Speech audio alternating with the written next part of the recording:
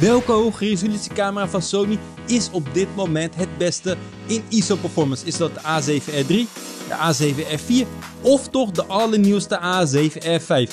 In deze video gaan wij daarachter komen, want ik heb een serie foto's gemaakt op alle ISO's. Vind je dit soort video's leuk? Abonneer dan op dit kanaal, zet de notificatiebel aan en mis niets van nieuwe video's.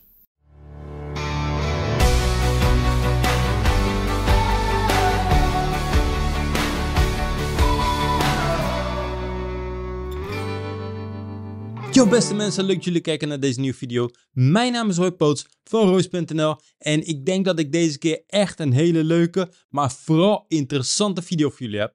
Ik ben namelijk een aantal maanden geleden samen met Vincent Vennis naar Madeira geweest. En toen we naar Madeira gingen, kreeg ik van Sony de A7R5 mee. Een geweldige camera die ik natuurlijk de hele tijd heb kunnen testen in Madeira.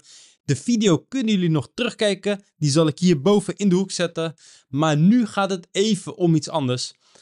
Vincent Vennis heeft namelijk de Sony A7R3. Ikzelf heb de Sony A7R4.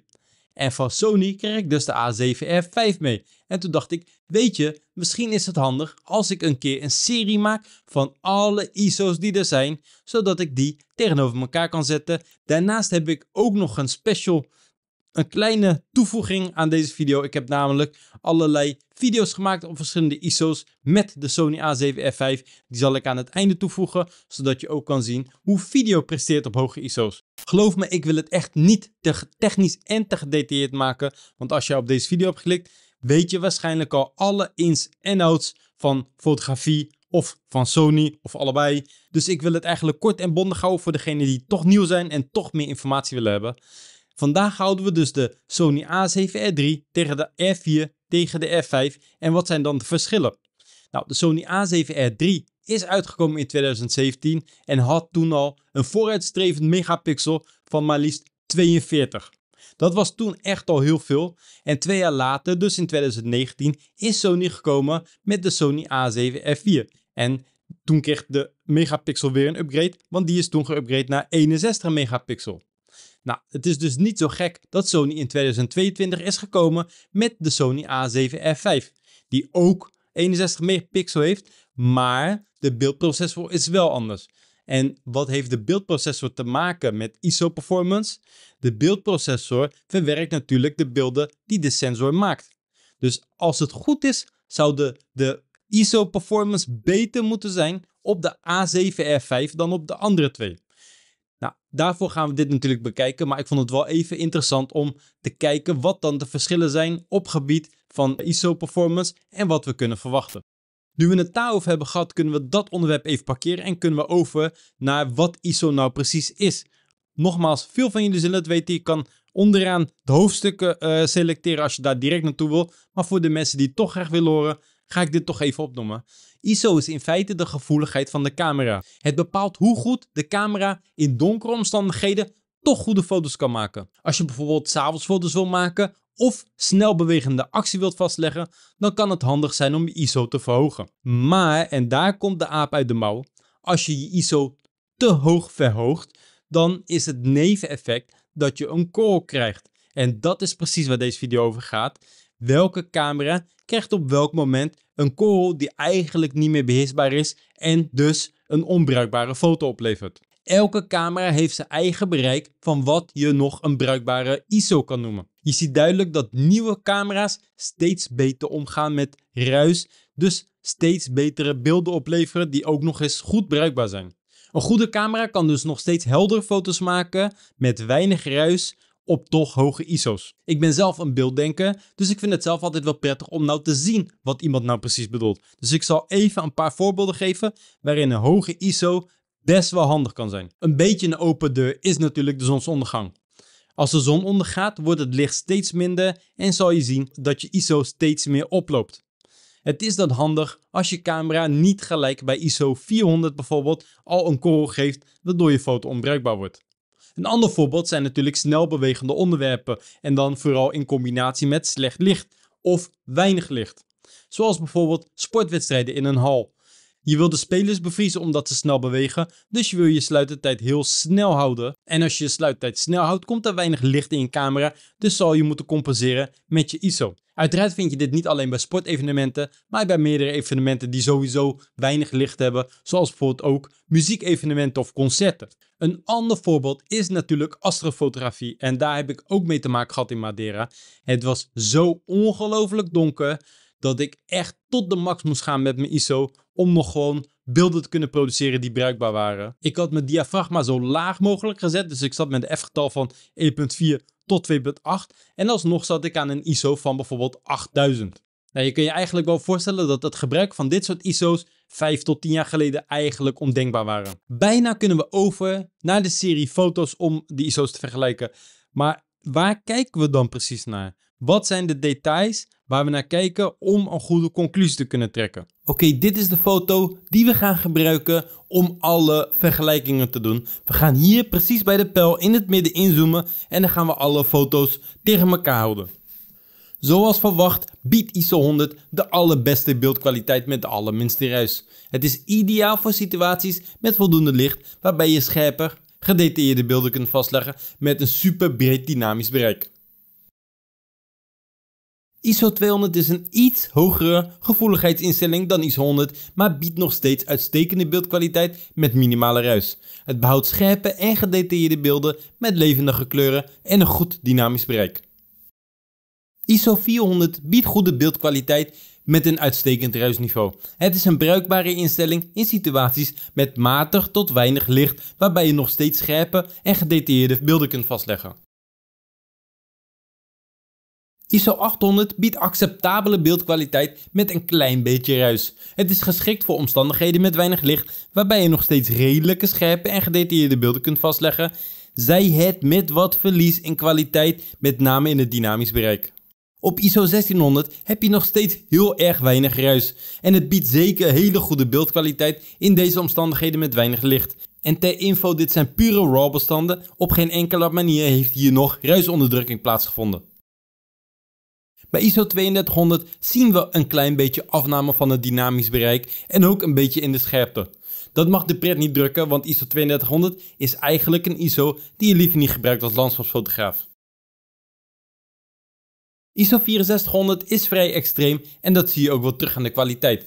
Het wordt eigenlijk alleen aanbevolen om deze ISO-waarde te gebruiken als er echt geen andere optie is om voldoende licht binnen te laten.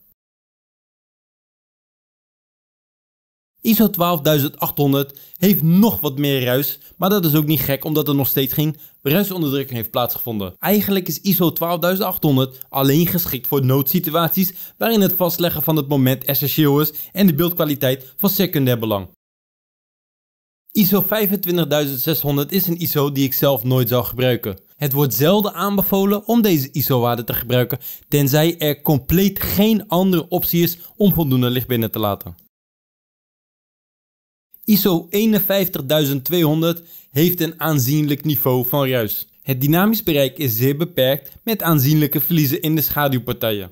ISO 51200 moet alleen als laatste redmiddel worden gebruikt in noodsituaties. ISO 102.400 is een ISO die eigenlijk onbruikbaar is. In ieder geval zonder ruisonderdrukking. Het dynamisch bereik is zeer beperkt en de schaduwpartijen hebben echt te lijden onder deze ISO-waarde. Het is natuurlijk leuk om te kijken, want de camera kan op bepaalde ISO-waarden zoals we net deden. Maar wat ik persoonlijk eigenlijk belangrijker vind, is wat de uiteindelijke foto's zijn waar je mee kan werken nadat er ruisonderdrukking heeft plaatsgevonden. Hier zitten we in mijn favoriete programma DxO Pure Raw.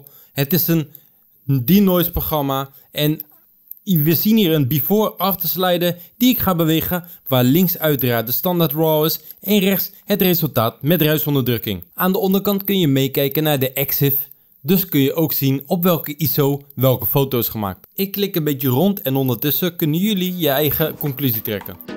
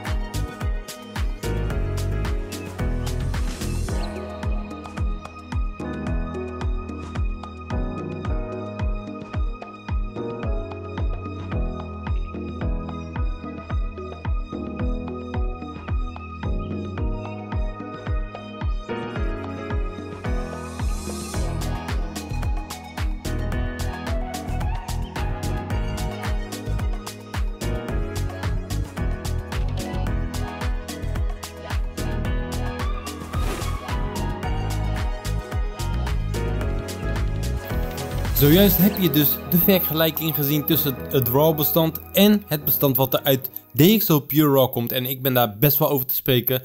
Hij denoise niet alleen, maar hij verscherpt ook. En dat trekt mij wel erg aan.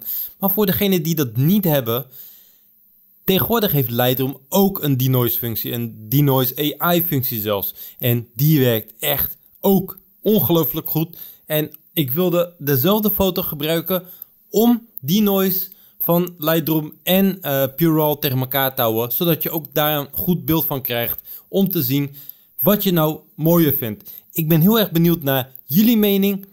Ik vind echt het beeld van Pure RAW erg mooi. Het kan af en toe zijn dat hij iets te veel verscherpt. In Pure RAW kan je ook aanpassen hoeveel die verscherpt. Dus misschien had ik hem een tandje minder moeten doen. Maar over het algemeen ben ik nog steeds heel erg tevreden. Maar Lightroom heeft ook echt geweldige resultaten. Echt ongelooflijk knap gedaan van Adobe.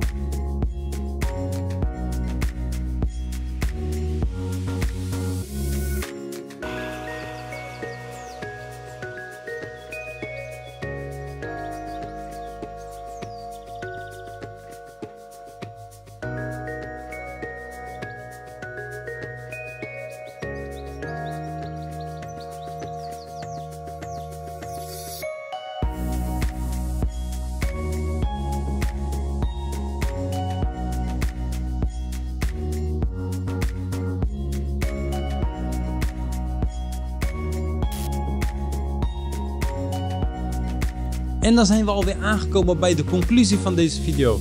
Want jullie hebben nu alles gezien. Alles wat je nodig hebt om genoeg te weten over ISO performance van de verschillende camera's. En ik wil ook even benadrukken. Ik ga zelf eigenlijk, als het niet hoeft, niet per se hoger dan bijvoorbeeld ISO 1600. Ik schiet altijd vanaf een statief. Dus ik zie ook geen redenen om hoger te gaan. Tenzij ik dus daarmee niet wegkom. Bijvoorbeeld met concertfotografie. Dan heb ik het nodig en dan kan ik niet met een statief gaan lopen uiteraard. Laten we ze stuk voor stuk langs gaan en dan te beginnen bij de Sony A7R III. Want eigenlijk is de Sony A7R III nog steeds gewoon een hele goede camera. Als we kijken naar de ISO performance zien we dat de ruis geleidelijk aan toeneemt en hele bruikbare resultaten oplevert tot zelfs ISO 6400. Moet je dan per se het nieuwste van het nieuwste hebben? Ik denk het eigenlijk niet, want tot ISO 6400 is echt een hele prima ISO om mee te werken. En dan door naar de Sony A7R IV. Hoe heeft die het er vanaf gebracht? Ook daar zie je dat de ruis geleidelijk aan oploopt. Tot aan ISO 6400 hele bruikbare beelden geeft, net zoals de A7R III. Maar zelfs op ISO 12800 levert de Sony A7R IV nog hele bruikbare resultaten op. Dat is dus 1 stapje meer dan zijn voorganger. Maar daarbij moeten we natuurlijk wel bedenken dat de Sony A7R IV 61 megapixel heeft en de Sony A7R III 42. Dat is dus wel een aanzienlijk verschil. En dan gaan we eigenlijk naar het onderwerp van vandaag, de Sony A7R V. Hoe heeft die het er vanaf gebracht? Ook daar zie je een geleidelijke verhoging van korrel bij hogere ISO gebruik. Maar tot 12.800 is het goed bruikbaar en zelfs daarna nog 1 stapje verder zou je de foto's nog kunnen gebruiken als je goed belicht. Je ziet gewoon bij elk model dat ze toch weer een stapje of eigenlijk een stop beter worden. En als je het echt nodig hebt, ja, dan is het natuurlijk wel geweldig. Dit komt uiteraard ook door de vernieuwde beeldprocessor die de A7R IV niet heeft. En ja, dat zie je gewoon terug in de resultaten. En ondanks dat de Sony A7R V gelijke aantal megapixels heeft als zijn voorganger, heeft hij wel verbeteringen op andere punten. Zo heeft hij bijvoorbeeld een volledig kantelbaar scherm, kan je filmen in 8K en zo zijn er nog wel meer features. Dus als het gaat om ISO, dan ga je er sowieso een hele stap op vooruit. Maar je hebt ook andere features die natuurlijk gelijk welkom zijn als je upgrade. Allerbelangrijkste is eigenlijk dat jij als kijker zelf moet bepalen hoe belangrijk een hoge ISO voor jou is. Gebruik je het veel, dan kan het heel belangrijk zijn. Gebruik je eigenlijk alleen maar een statief, dan is het uiteraard minder belangrijk. En misschien nog wel belangrijker, hoeveel geld mag daar tegenover staan? Want elke camera heeft natuurlijk weer zijn eigen prijskaartje en het zal je niet verbazen dat de allernieuwste modellen altijd weer duurder zijn. Ik hoop in ieder geval dat ik jullie heb kunnen helpen bij het meer kennis verkrijgen over ISO en over hoe bepaalde camera's presteren op bepaalde ISO-waardes. Ik vond het in ieder geval heel erg leuk om te doen. Ik wil Vincent Vennis bedanken voor het beschikbaar stellen van zijn camera, zodat ik deze foto's kon maken. Ik wil Sony zelf bedanken voor het uitlenen van de Sony A7R5, die ik dus een week heb kunnen testen in Madeira. Wil je die video nog zien? Nogmaals, ga er naartoe. Het is een leuke video geworden en er rest mij eigenlijk niets anders dan jullie te bedanken voor het kijken. Ben je nog niet geabonneerd? Abonneer dan even op dit kanaal. Dat vind ik leuk om te zien. Heb je nog vragen? Laat ze dan achter in de comments. Dan kan ik ze beantwoorden. En dan kan ik jullie bij deze bedanken voor het kijken. En tot de volgende keer. Ciao!